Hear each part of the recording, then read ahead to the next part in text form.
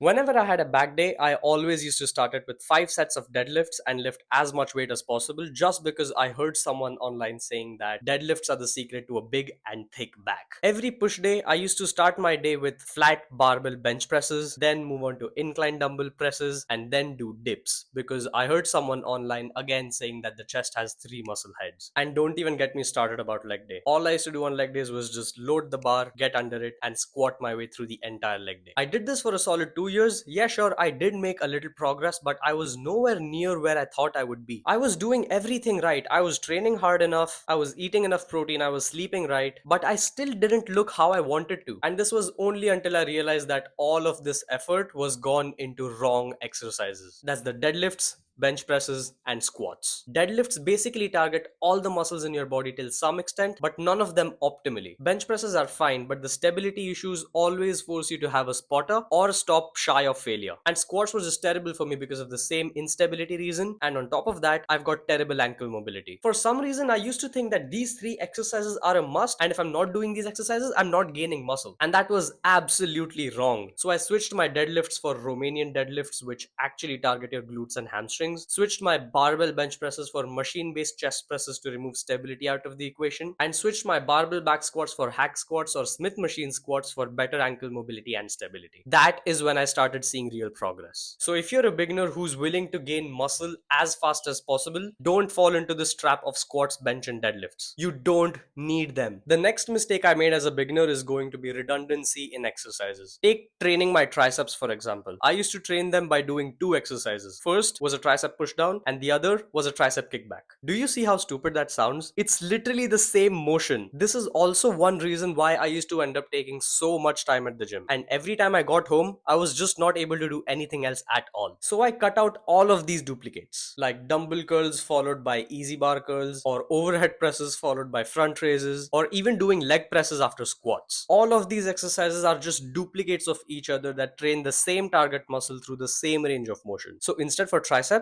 I still did 2 movements, but one movement was overhead and the other one was a push down. For legs, I did one compound movement and one isolation movement like a leg extension. And for shoulders, I completely stopped training my front delts because your front delts already get enough stimulus while doing chest presses. So instead, I used that energy to do lateral raising movements because lateral raises is what makes you look wider. This saved me a ton of time at the gym as well as a lot of recovery capacity. The next mistake I made is going to be thinking slow eccentrics grow muscle. I used to think that slow eccentrics themselves grow muscle because it increases the time under tension and hence puts your muscle under a greater load. So every single time I did any exercise, I literally made sure that every rep of mine was at least 4 to 5 seconds long. Later on, I started realizing that I wasn't able to push hard enough on my exercises because I was giving up because of the burn and not because of the mechanical failure of the muscle. It was the metabolites that accumulated in my muscle that were forcing me to stop the exercise, not my muscle actually failing to contract. Then later on, I understood that the main idea behind slow eccentrics is to prevent you from doing ego lifting. Because if you're able to control the weight down slowly, that means you're well within your limit. If the weight is just dropping, that means you're using way more weight than you're capable of, and that leads to injury risks. That is why everybody says you need to have slow eccentrics. So if you look at my training now, my eccentrics last only at tops 1 or 2 seconds. Because as long as I'm controlling the weight, I know I'm safe. And that's what you should do too. You don't need 4 to 5 second long eccentrics thinking that the longer you stay in that eccentric phase, the more muscle you'll grow. Slower eccentrics don't grow muscle themselves. They just help to prevent ego lifting. That's it. And the last mistake I made as a beginner was prioritizing mind muscle connection way too much. There was a point in my life when I reduced the weight on every single exercise and started doing all my reps with my eyes closed, visualizing the muscle contract. Just because I wanted to feel the muscle more. Because I thought if you're feeling the muscle more, it's working more. What were the results? Absolutely no progress. I literally only ended up wasting a couple of months of progress because I reduced the weight till such an extent that there was no meaningful hypertrophy being stimulated in my body. Because of course, if you pay attention to feeling the muscle more, you're not really going to pay enough attention to